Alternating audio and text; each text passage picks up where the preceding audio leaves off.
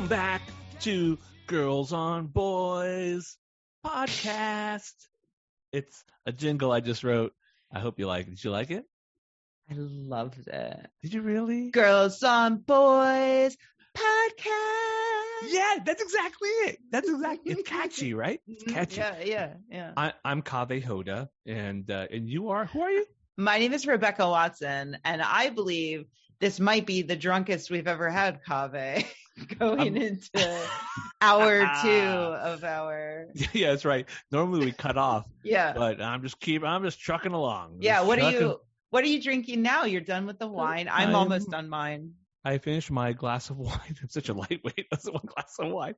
And now I'm on to whiskey in my nice little Persian tea glass. That's what I did too. Whiskey. We're brilliant minds think alike. Cheers. Cheers. Clink.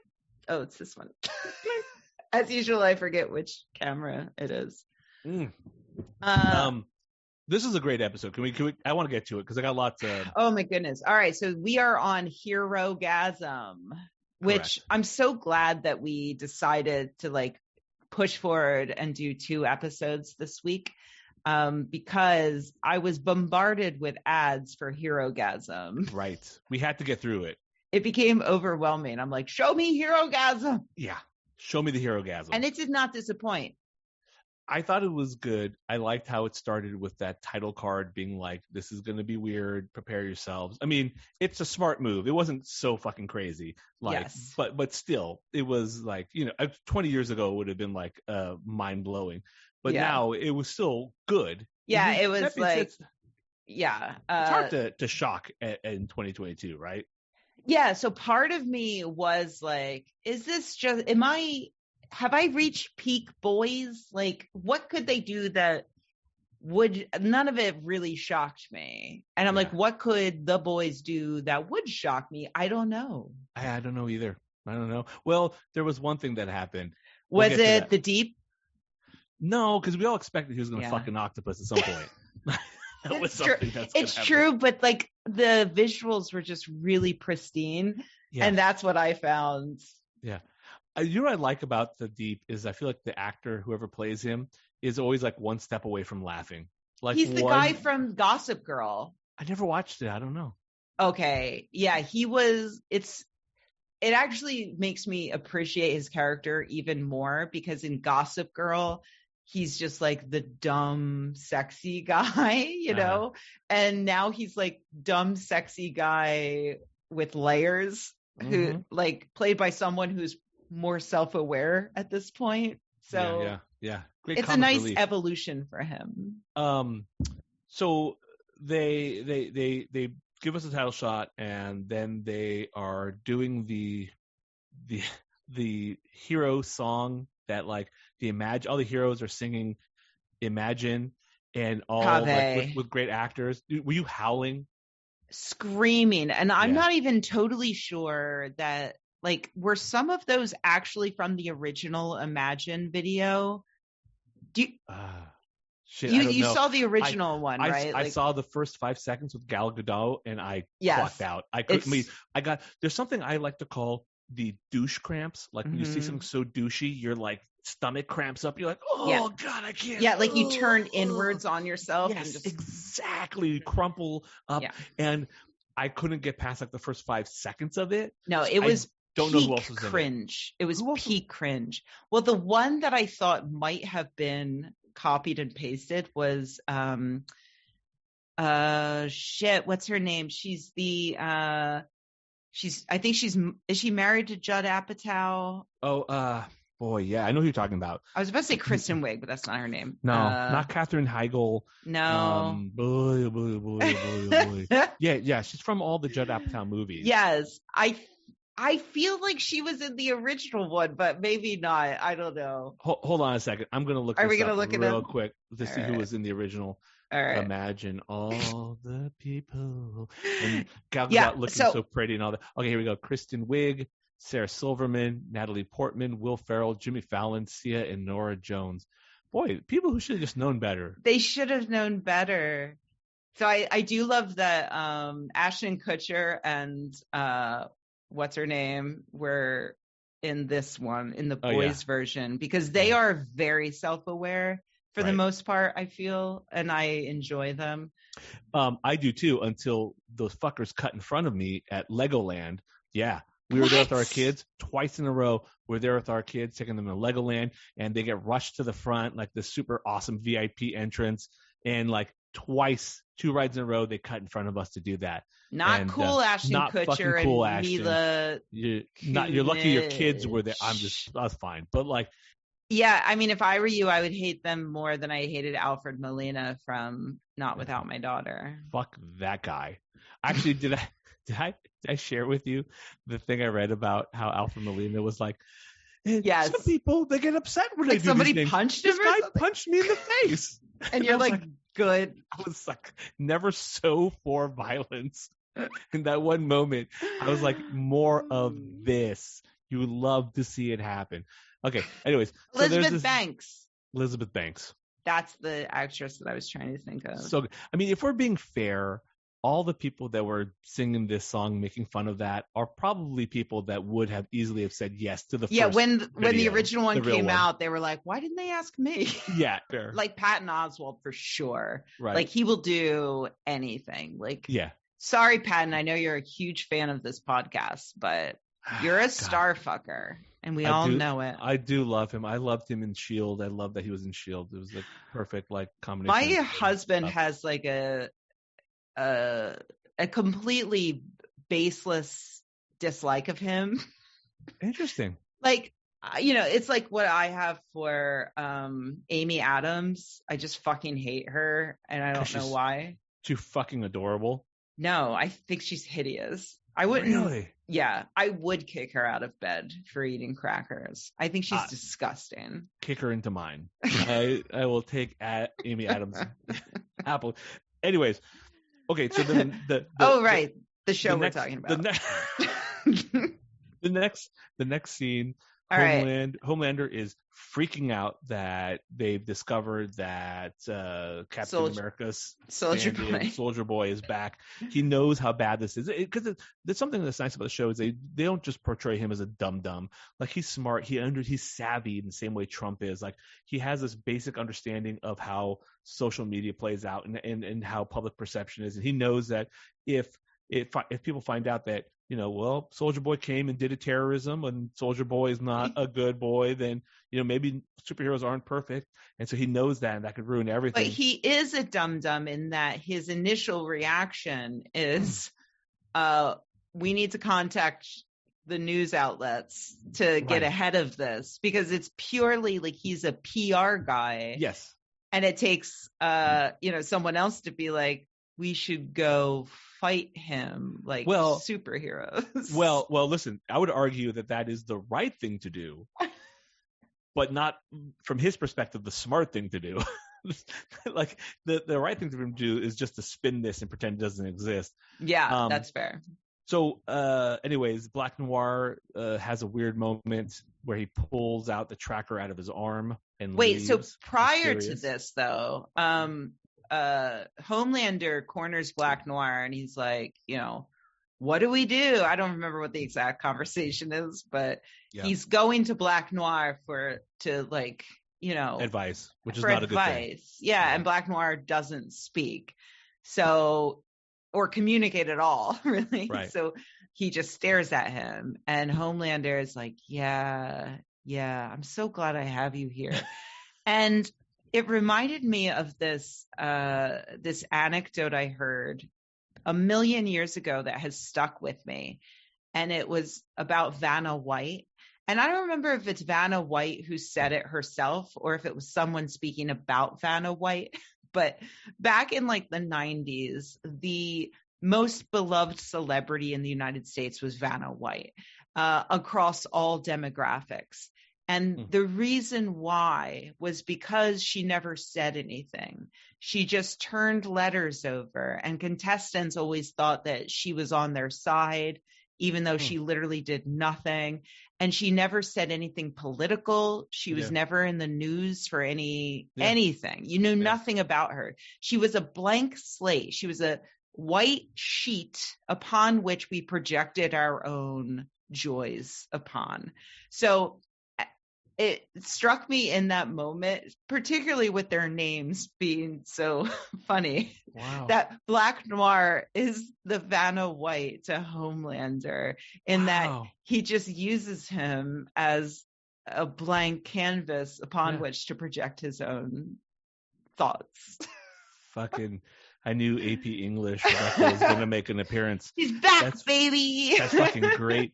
I agree. Although, I will say this. I now that you say it, I could totally see why that is. Because, either Vanna White would do one of two things. She would either, turn the thing and say, "Hey, you got something right. Good for you." And a little clap. Mm-hmm. Or she had like the most sincere, like, "Oh, I'm so sorry. Oh, I believe in you. You can do this." Yeah. And like, it's so very simple, relatable. Right. That's all people want. Yeah, you're totally right. She did a great job. They just want you. People just want you to do a little applause when they do something good, and to look sad when they fail. Well, speaking of sad, Homelander is like, "You're the only one I can trust, Black Noir." And then Black Noir leaves, and he's like, "Fucks off." Noir wouldn't leave me. Why would he? And he's like sad for a second. You're like, "Oh yeah, Anthony Starr's a really good actor. This is really like he's did a good job of trying to make this." This is the one that they should submit for his Emmy. He'll never win an Emmy for this. I wish he would. This show won't get shit just because I can't imagine people like accepting Emmys this. Tend to be more forgiving than Oscars, so I think there's a chance. Right. Yeah. But later on, Black Noir fucks off. He does like fucking dig his tracker out of his arm in an elevator and hand it to an unsuspecting lady, which was very funny. Yeah. But Anthony Starr later as Homelander, we learn that Homelander is either metaphorically or literally multiple personalities, and he's speaking to himself in the mirror. Yeah. And that's what I mean when I say like this is his Oscar moment, because he is playing both sides of Homelander, one of whom is the superhero who eschews every bit of humanity about himself and finds that to be a weakness that needs to be cut out. And the other is a sad little boy who just wants to be loved. And like the tears welling up in his eyes, like literally, like I felt for him, like this poor little boy who spent his whole life just looking for love and looking for a mother and a father and finding nothing. Brutal. It was a really nice Smeagol moment. Yes. With him in the mirror. It was really actually pretty well done. No CGI to help him that I could exactly. tell. Yeah, it was really good. I agree. So then there's basically they're building a little tension with Ashley and A-Train. Ashley stands up to him. Blue Hawk has 12 weeks of sensitivity training for paralyzing a black man. Did you notice Ashley was wearing like a weird red and white striped suit? She looked literally like a clown, or like maybe more a ringmaster. Maybe that's the look they were going for. Oh, God damn it again. You're absolutely right. It was a very odd clothing choice. Yeah, it was very ostentatious. There's a great interaction brief. I could use more of this. Brief interaction with Huey and Soldier Boy. And this is what I want more of, like this, like delving into how weird this guy Soldier Boy is, and asking him some questions, and then they just throw in some shit that is fucking uproariously funny, like Cosby. Now that's America's father. Boy, he made strong drinks. Yes, and Huey says literally like what everybody was thinking. He says something like, "Oh, Jesus Christ." Yeah, exactly. It's something like that where it's just this like. He's like, "Well, there's a lot to unpack here." Which, by the way, as a podcaster, one thing I'm very proud of myself for. I have not used that phrase. Unpack. Let's unpack this. There's a lot to unpack here in 2 years. All right. Well, until now. I mean, until now. But it was done like to quote someone else. That's true. It doesn't count. I felt like I could get away with it. Yeah.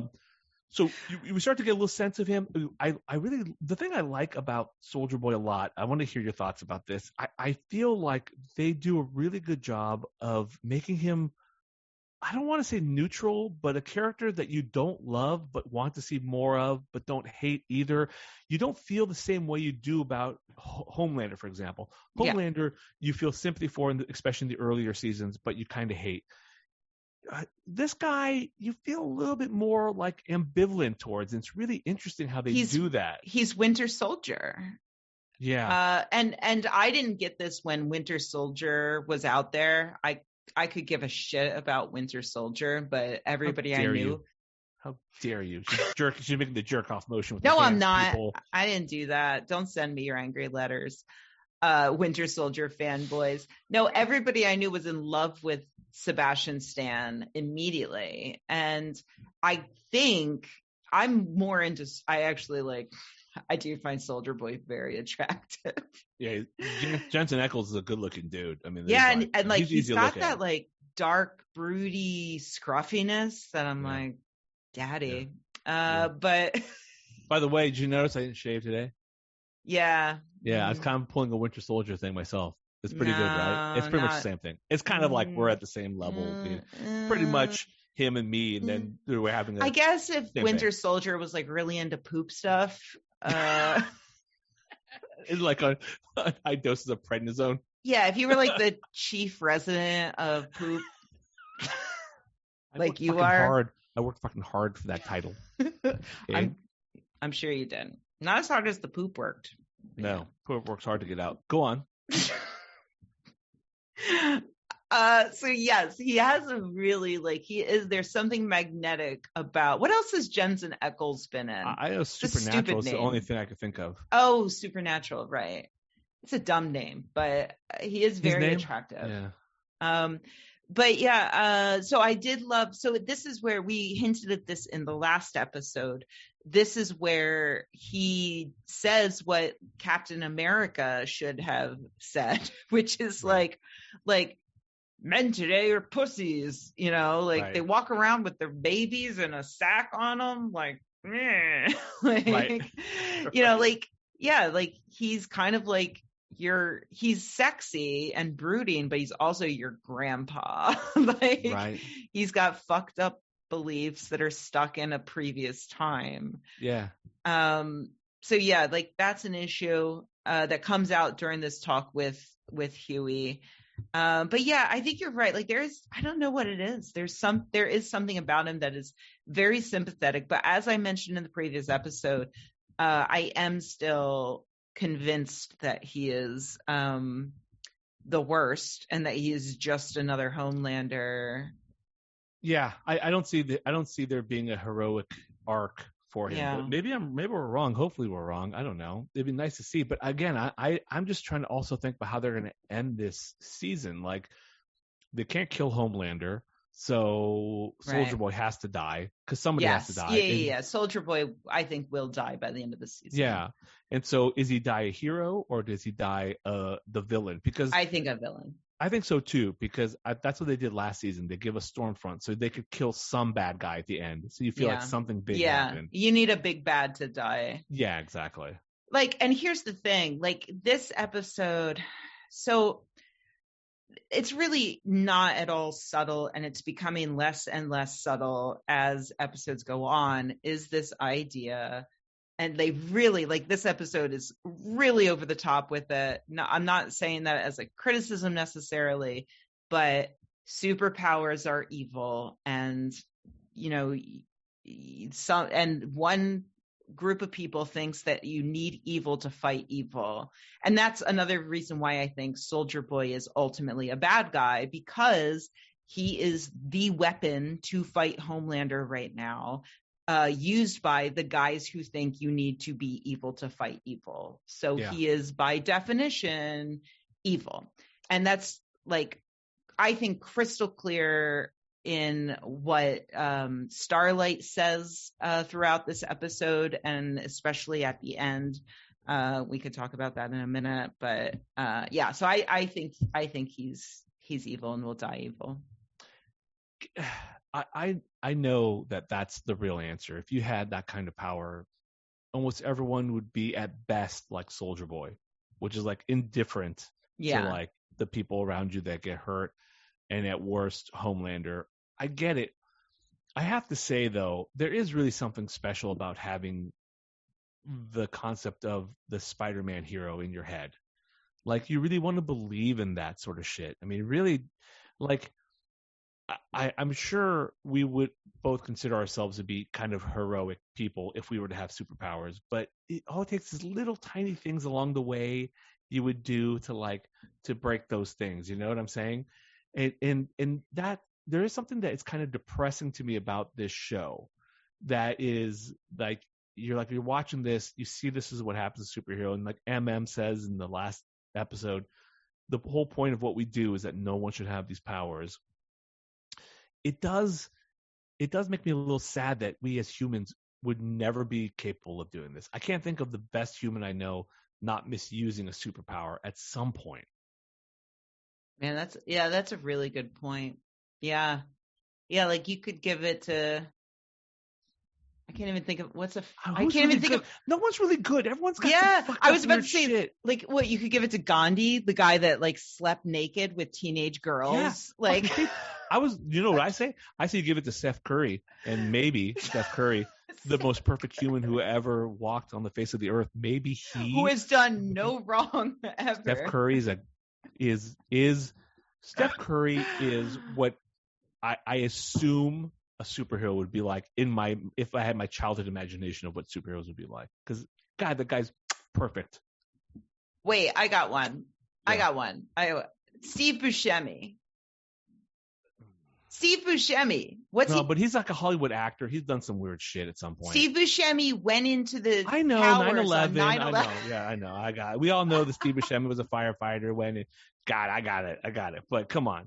Like, he also seems like a really nice guy. You're telling me Steph Curry's a better person than Steve Buscemi? Absolutely. Steph Curry is the most perfect human who has ever existed. How do you know? With the exception of him being religious, I think everything about him is pretty amazing. How do you know? I'm a Warriors fan, man. I've been following the kid since he was in college. That doesn't mean you know. I listened to a lot of. That means that's a conflict of interest. That's not a proof that the guy is. I wrote a scientific paper about it. I don't know what you're talking. All right. Okay. The point being, but I think it's good. I don't want a show where the moral is like, well, maybe one. Well, okay, I don't want a show where the moral is maybe one good person with superpowers would do good things with them and nothing bad. Yeah. Because I think that that's a bad moral to take away. But this show has not given up on that because there's one person on the side of like, you don't need to do evil to be evil. Yes. And that's Starlight. Great segue into that discussion she had with Senator Newman. Yes. I really enjoyed that one where she basically was like, me too. Fuck you. Yeah. I'm done playing your fucking game. If you want to explode my head, go ahead and explode my fucking head. Yeah. Which does bring us back to your point from the previous episode. Like, who does that? Protect your life. Yeah, exactly. I mean, yeah. But, heroes do that, Kaveh. Heroes do that. She is a hero. But, yeah. Heroes sacrifice themselves for. But here's what happens: they end up like supersonic. That's what happens to real heroes. They fucking and squashed. she's protected by, and the senator kind of admits this at the end of their meeting, like, think it over because basically I could kill you. It would be difficult for me, but I could do it. Meaning that like, and Starlight probably knows that, like, she can't just blow my head up right now. It would be really obvious who did it and blah, blah, blah. So she is a bit protected and she probably knows that. But ultimately, that lady could blow her head up. Yeah, and she made her nosebleed. Yeah, that was a nice just touch. To prove it. She has such power that she could just like that's that precision. That's precision. Like burst the fucking blood vessel right there. Yeah. So then we have to the one subplot of this that I'm not loving that much is the whole Sergei Kimiko Russians thing. Why don't you love it? It's like it to me. It seems like it's so heavy-handed. You know from the very beginning that they talk about this escape. and you know something's going to happen that's going to make them be like, we can't escape this life of violence. This is us, because they can't leave the show. What's going to happen? They're going to leave the show and like go off and do something totally different. No, I mean they have to be part of the show. Yeah, exactly. Road trip show with which I would watch. Sergey. I love 100%. That actress. She's fucking dope. But like she's gorgeous. And so anyways, I that to me is like a little bit heavy. I mean, whatever the Russian. Does it tie into our larger story anymore now that Soldier Boy's out of Russia? No, it's solely just to have this ultraviolet moment where she has this moment of violence, which is totally justified. It was fucking brutal. That's one of the most brutal things that I think has been on the show. And she kills this guy in self-defense, but that's with no powers. I guess she must have strength though, right? Because didn't she break? How did she fucking get out? No, so Kimiko was in the hospital before being kidnapped, and they showed her opening a popsicle, and it's one of those popsicles with a riddle on it. Uh-huh. And so she reads the riddle, and then she gets kidnapped. Yeah. And the riddle, by the way, was, why did the photo go to jail? What? I didn't fucking see that. How do you see that? And what? I paused because I was curious. Why? I don't know. Why did the photo go? Come on, think. Why did the photo go to jail? Because it was negative. It had to be developed in a black room. I don't know. I think that the answer. I do a lot of those Christmas poppers. I love them. So I do a lot of like bad jokes. But I think that the answer is because it was framed. Oh, of course. That's what I would say is the answer. Yeah. And so I was like, well, that's interesting. I wonder if that's relevant. Don't know. But she kept the popsicle stick. And when she was handcuffed, she pulled it out and she used that to pick the lock. And then she stabbed the guy, I think, with the popsicle stick in order to get out. God damn. Yeah, I missed that. Thank you for fucking shedding light on that scene. That's fucking amazing. So yeah, she did all of that and then so the guy fell on top of her and the other guy shot that guy. And I was like, holy shit, she's got to be dead. But no, like that guy absorbed all of the bullets. So none of this was her superpowers. So then she like shoves the guy off, and then the other guy comes over and just kicks the living shit out of her wound. Oh, that was so fucking brutal. That's what was brutal to me. Yeah, I agreed. I was like, just went stop this shit. On and on and on. And then she, thank God, grabbed a piece of metal, stabbed him in the femoral artery. Femoral? Is that the right one? Yeah. I'm a doctor now. I'm the captain now. Look at me. I'm the doctor now. I'm the doctor now. So she kills him. And so, yeah, none of that was with powers. And that's why it's and so she stabs in the femoral artery, and then he collapses, and he's basically like, at that point, he's dying, and there's no threat to her, but she is now like overwhelmed with adrenaline, and she just stabs the living shit out of him. Now, okay, but this goes back to what I was talking about the last episode, where, listen, I am against violence. I don't like violence in real life. There's no point in it almost 100% of the time. Almost 100% of the time. Sometimes there is, obviously. But I'm not about that. I'm about helping people, all that stuff. Yeah. I took an oath. Anyway, that all being said, like the fact that like, just like when there is someone who does something really bad and someone defends himself against it, like that person has to deal with the trauma of doing that. But then when shows try to make it seem like, oh, who's the monster here? Who's the monster now? I'm like, fuck you. Come on. Like that had to happen. Okay. Like, yes and no. All right. So yes, she had to kill him. But she had killed him when she stabbed his femoral artery. Yeah, right. He was dead.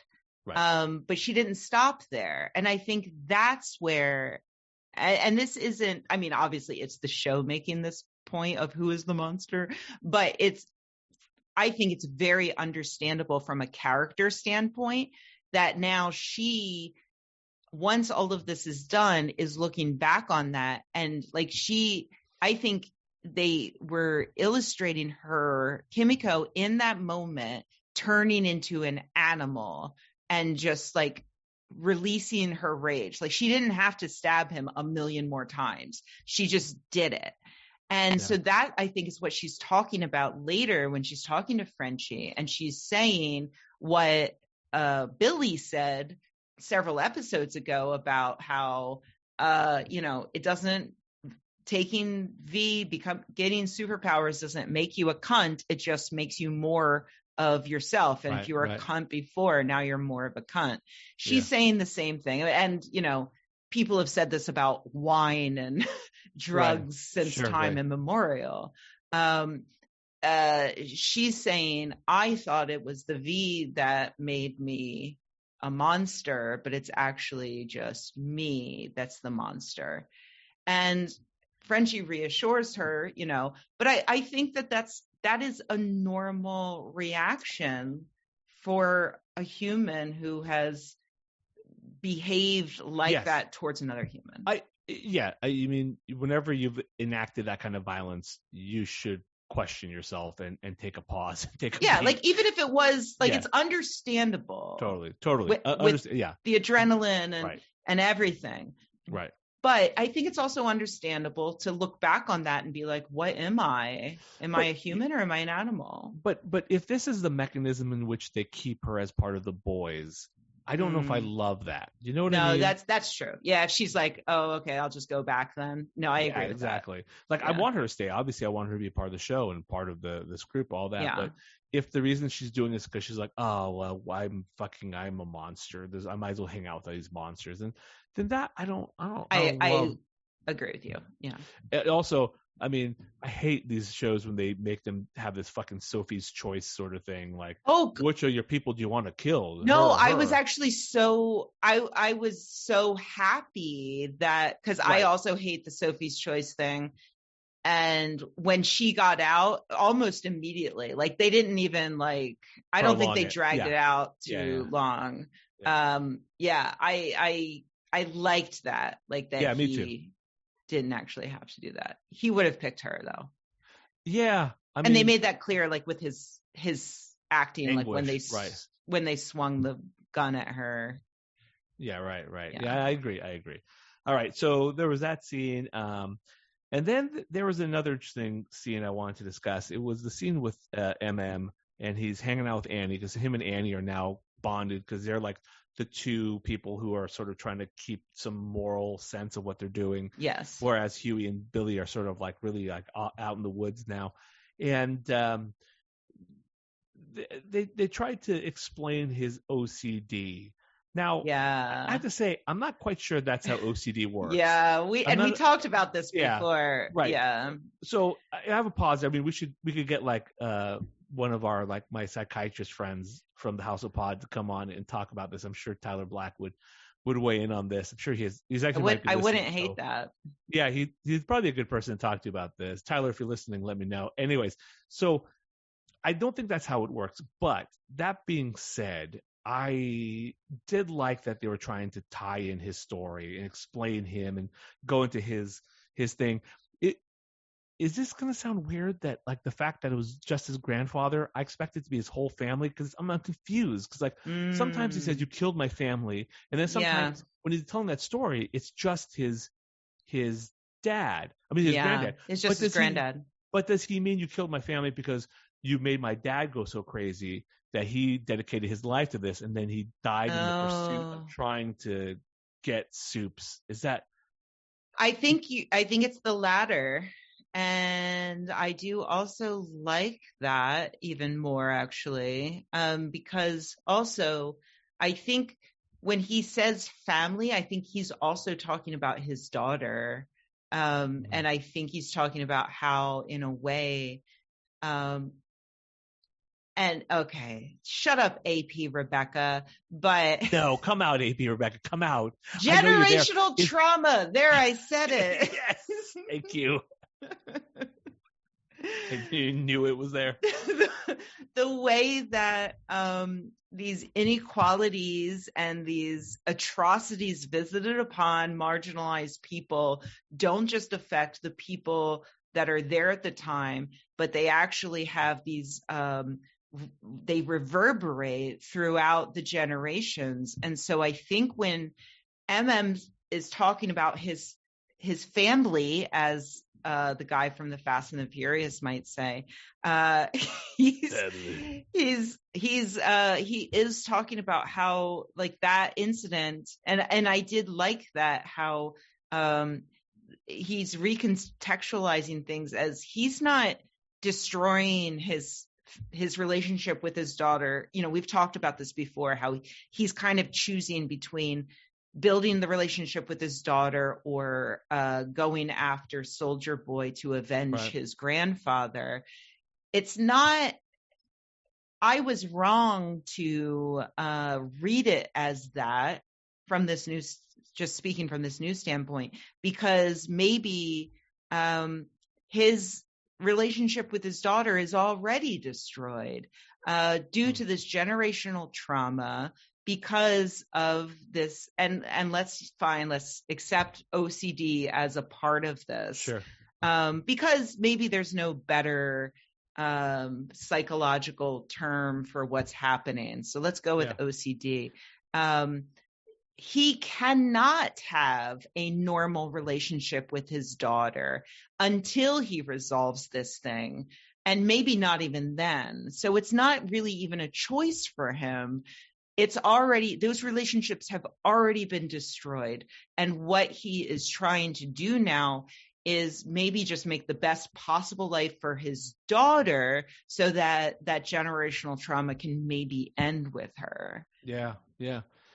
That's I hope that's how this plays out. That's a great, I mean, that would be really like, I mean, again, that's the thing I like. I'm going to be honest with you. Maybe it's because I'm a little buzzed, but this is the thing I really enjoy about doing this show with you, is because I think 90% of the stuff we talk about is like not something the writers intended. Yeah. The fact that it allows us, the writing is good enough that it creates something that we could discuss in this way. Yeah. And have these kind of conversations about, I think is really fucking great. It's funny because I always actually thought about that, like in AP and afterwards, like I would hear from people saying like, well, you're thinking too much about this.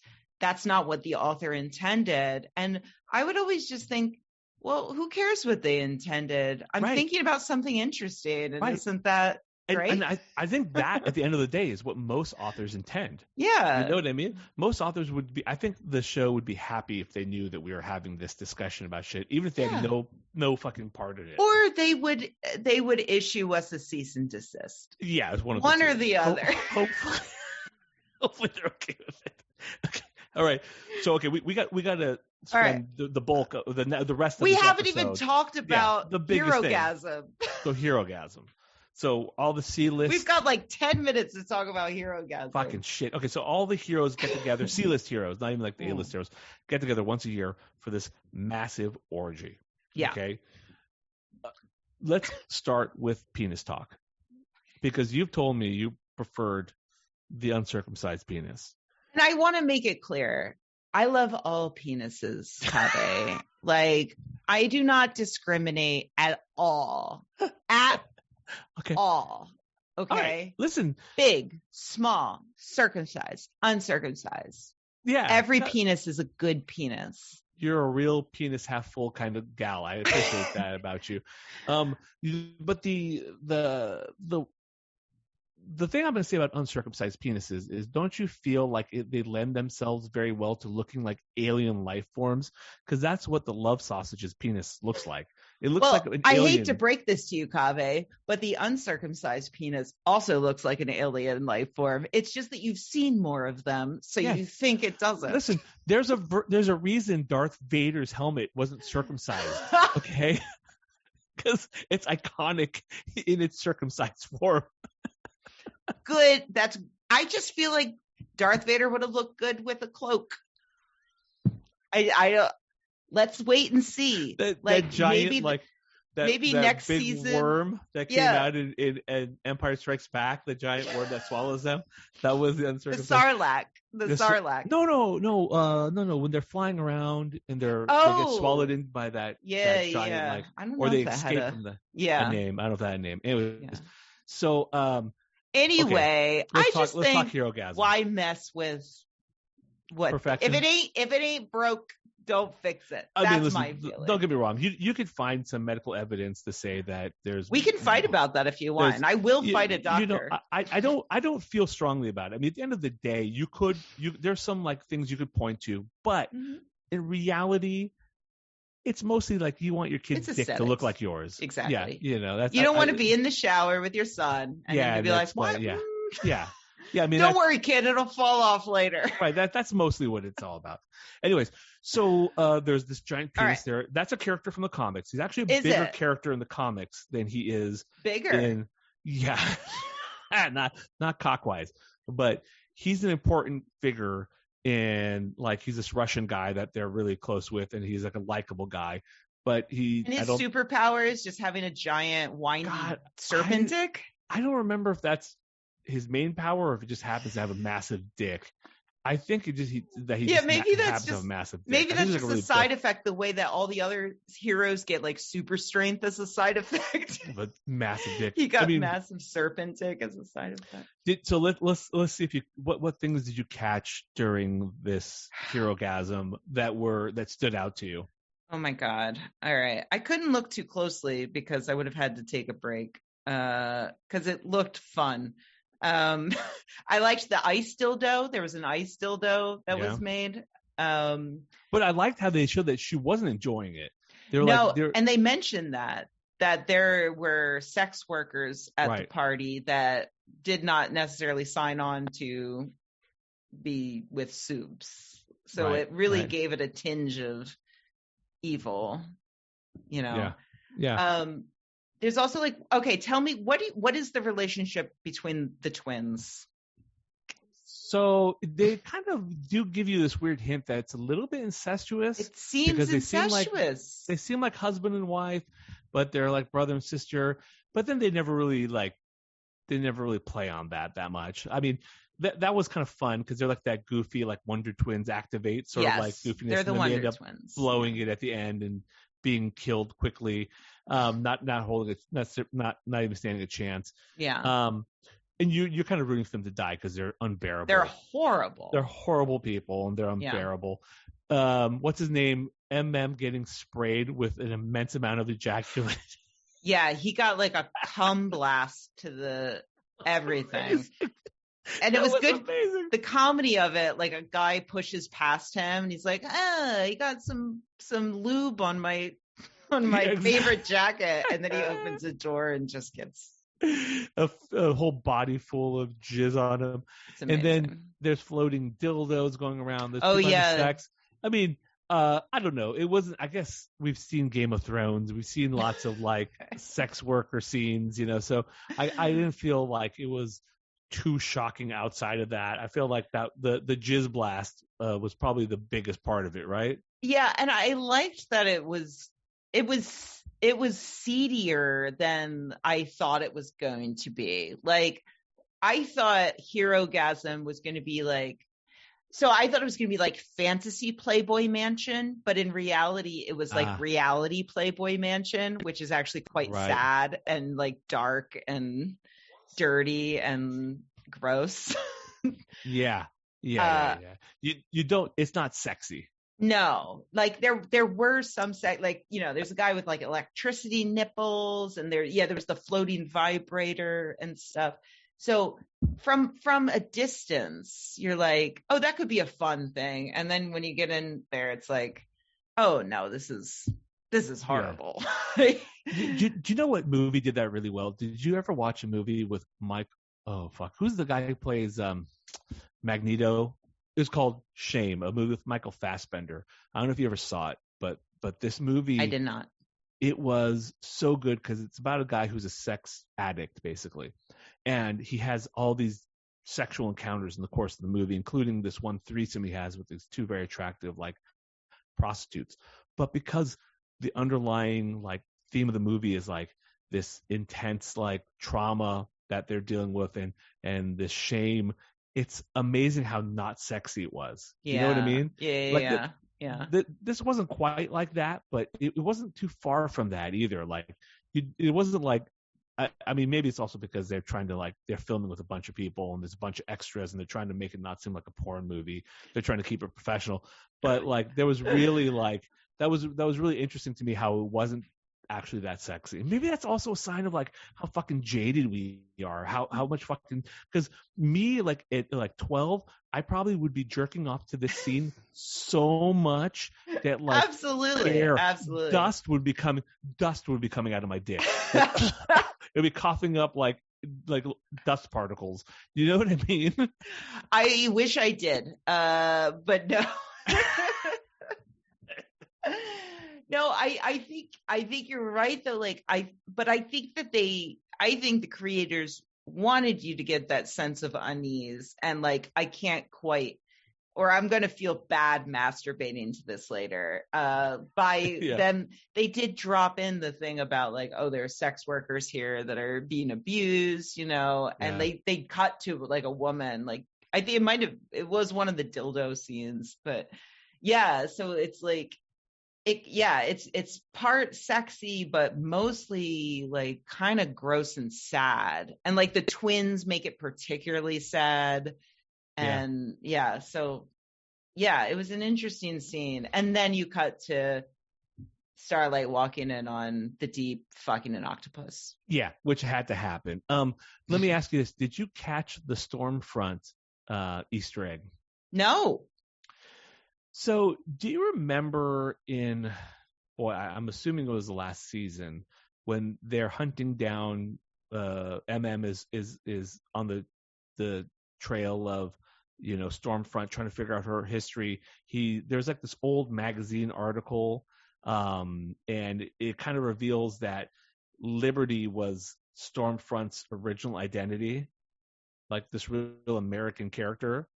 Oh, remember then in this episode, Soldier Boy's like, oh yeah, founded this event like whatever years ago with Liberty. Exactly. Yes, that was Stormfront. That must have been right. Holy shit! Good catch. I see. I caught something. You got it. Good job. Once every 4 episodes, I got something. Yeah. And wow, sure she was there. So another thing and that's just one more thing to throw in the pile of Soldier Boy is literally just Homelander. And Homelander even said it in their fight, like, I'm the next generation of you, you know, I'm the improved version or whatever. Right. What did you think about A-Train's apology to Huey? I loved that scene because A-Train, I think for the first time in the series, A-Train was honest and really like he's one of those people that I have complained about for the last several years, more than ever, in that like, oh, you can't empathize with anyone until you experience the same thing. Right. But now he has experienced the same thing, and I believe that he really does empathize with Huey now. And I think his apology was really genuine, but also I think that Huey needs therapy and does not understand how, like, he's built this meeting up in their head.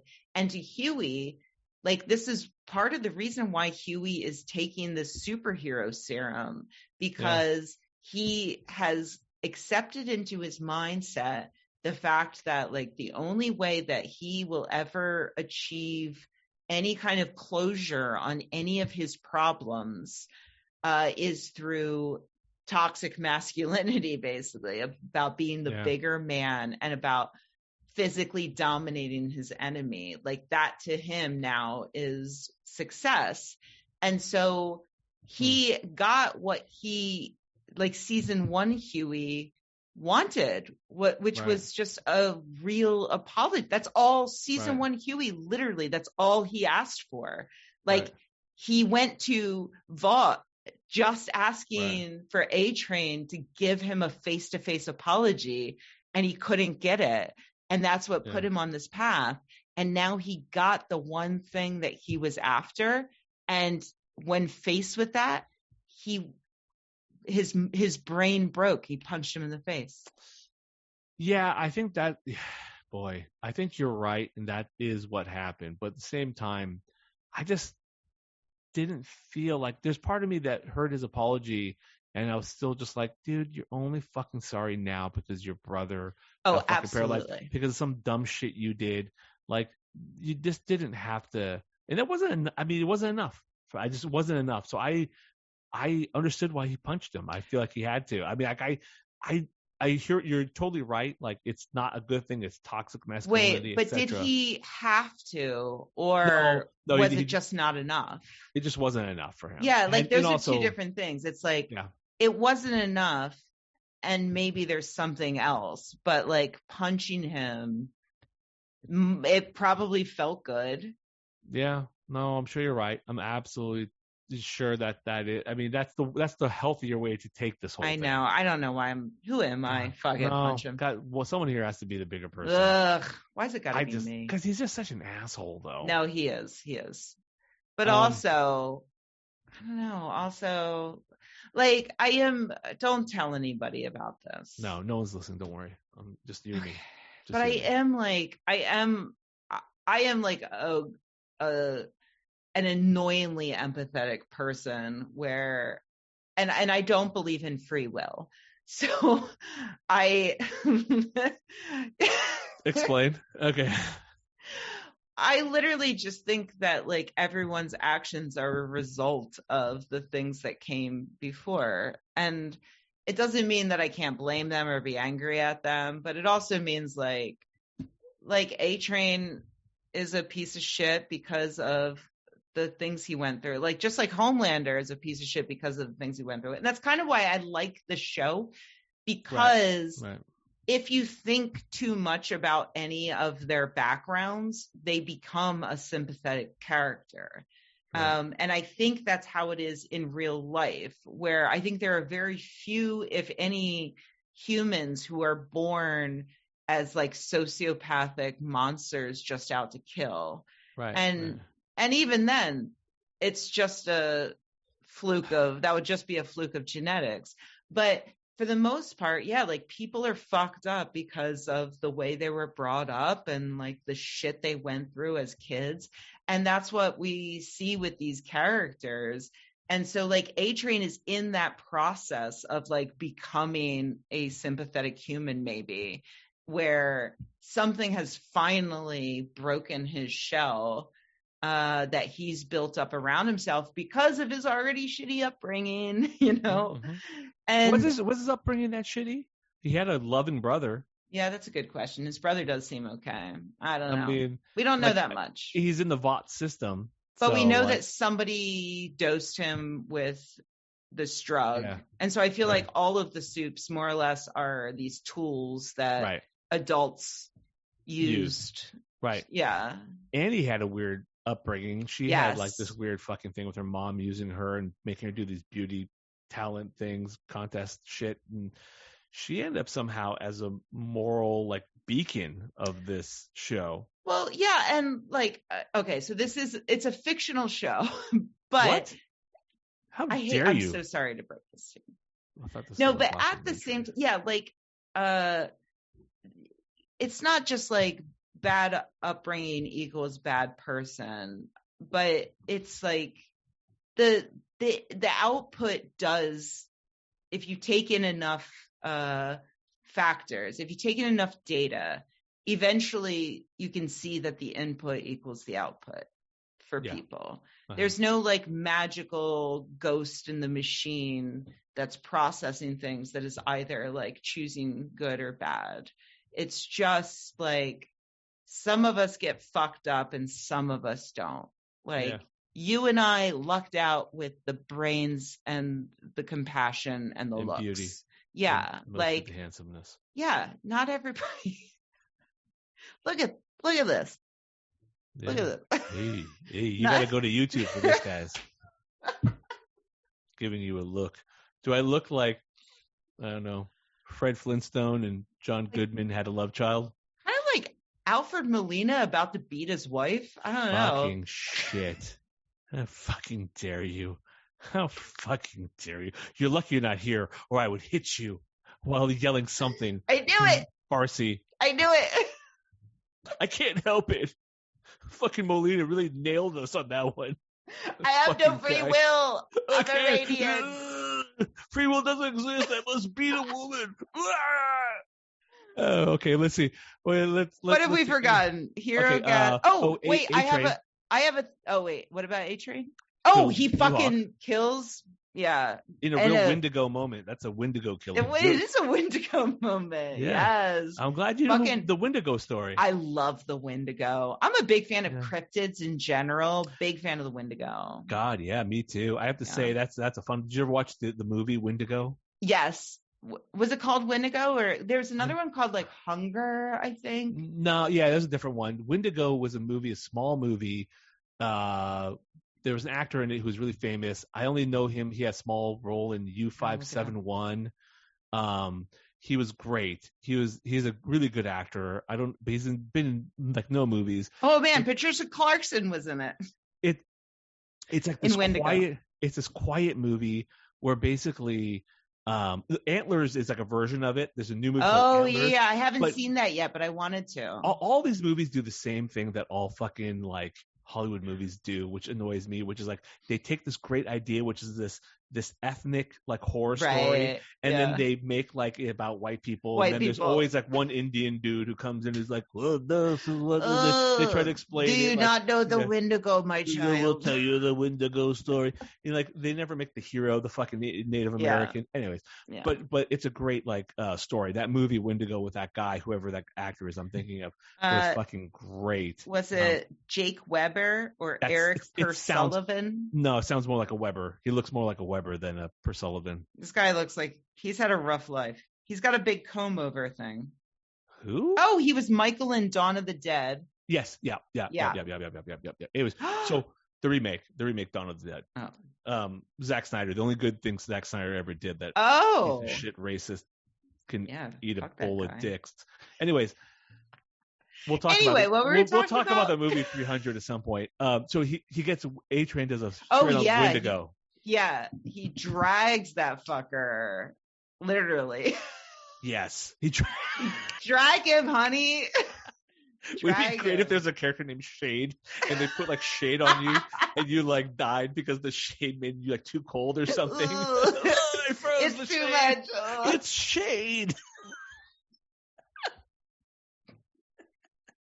I bet you there's gonna be a character. We should make our own show. We should totally make our own show just based on all these like ridiculous like phrases. Like he's based. He's like the superhero is like really great. Like Anyways, so there's that. Yes. Then there's the big fallout. There's like this great scene where Annie and Huey are literally naked. Yes. Like they're totally take it, AP Kaveh. Yeah. What's that mean? What's it mean? Vulnerable. There's no more secrets. Yes. Everything's out in the open, and they don't like it. They hate it. Yeah. They hate it, and that's like the breakup scene essentially. Now, whether or not they stay broken up, I guess is the question. I mean, what do you think? Is this it, or are they gonna find a way back to each other? She's looking obviously they're gonna dummy. They're gonna get back with each. What? Come on, nobody wants them apart. Like this is a real moonlighting situation. Okay, you can't put them together and then not take them apart. Yeah, I agree. I just hope they don't do this weird thing like where they like have her hook up with another character, or have him hook up with another character. You know what I mean? No, just like I love it when a show. So it's the moonlighting problem with any show. The will they, won't they? You've got two characters with a bit of magnetism. If you get them together too soon, you worry that the audience isn't going to care anymore because they just tuned in for that will they or won't they thing. Yeah. But I think a good show puts them together and then shows you how a good relationship works. But the problem is that nobody writing TV shows knows how a good relationship works. So they're like, what do I write? I don't understand. Don't they hate each other still? So it's really frustrating. And I'm trying to think of an example. I know there are a few that I've seen recently, like in the past few years, where it is like, okay, they like each other. Will they, won't they? Oh, they do. They get together. And now actually they're even better than before because they make each other better. No, it happens. Actually, I talked about this show earlier, but it is criminally underrated in my opinion. S.H.I.E.L.D., Agents of S.H.I.E.L.D. Oh, yeah, yeah. One of the few shows, as a side note, that really always threw my expectations off. They did a really good job of, I didn't expect that to happen. That's really fun. They did a lot of fan service, but at the same time, they knew how to play with fan expectations and fanboys and that fan. Oh, nice. So anyways, there's two main characters in that show, and they have that same chemistry, and they get together, and then you love them for it. Fitzsimmons, you love that. So yeah. Anyways, all right. Yeah, it can work. All right. So let's close up there. I think that's all right. So well, just to wrap up the plot, they do manage, they team up. So Huey chooses the boys over Starlight once again. Starlight and MM go on to actually help people in the aftermath of Soldier Boy blowing up at Herogasm, as she knew he would. They are literally helping people while Huey and Billy and Soldier Boy fight Homelander. They managed to pin him down. Soldier Boy, from what I gathered, Soldier Boy was trying to suck his power out, or he was trying to blast him. I think I don't know that radioactive blast or something. Yeah, I couldn't tell if he was trying to kill him with his laser, whatever, or if he was just trying to suck his power out. But somehow Homelander wiggles his way out of it, blasts through the ceiling, and flies away to think about his life. So the rest of them are left literally walking away as MM and Starlight are doing first aid on people. Right. So it's really a stark shot of who is actually helping people and who is just chasing their ego. And then Annie goes on to do a TikTok where she or Instagram, whatever, where she explains the whole thing, and it's all laid bare, and she's totally honest for the first time with the American public. So I mean, I'm curious to see what the next episode then because she's finally plays. Combating the that public image sort of game. So I'm excited to see the next episode, and I enjoyed going over this with you. This was, as always, so much fun. Let's do it again soon. Let's do it again soon. Tell the people they can find me at Twitter, on Twitter. I mean, not at Twitter. At Twitter headquarters. You can find me at Twitter headquarters. I will be hiding in the cafeteria eating their food because they have an amazing cafeteria. Kaveh's like a little goblin, just wait. Who am I? That's me. No. I'm MM eating pussy. Remember when they were trying to get into the party? You're not a superhero. Starlight's he's great at it. He's great at it. That was great. Listen to my other podcast, The House of Pod, wherever you listen to podcasts, and it's a little bit more medical, but still fun. But basically, otherwise, the same thing. Yeah. You can find me at Rebecca Watson on Twitter or at skepchick.org. And you can find this very podcast at Girls on Boys Pod on Twitter or girlsonboyspod.com, which has links to everything else we do, or will have links to everything else we do when I get off my ass and add links to everything else we do. I don't think I've actually put our videos on there at all. God bless you. You got a lot on your plate. I get you. Do what you can. Yahweh bless you as well. Yahweh with you as well. Yahweh. Bye. Bye.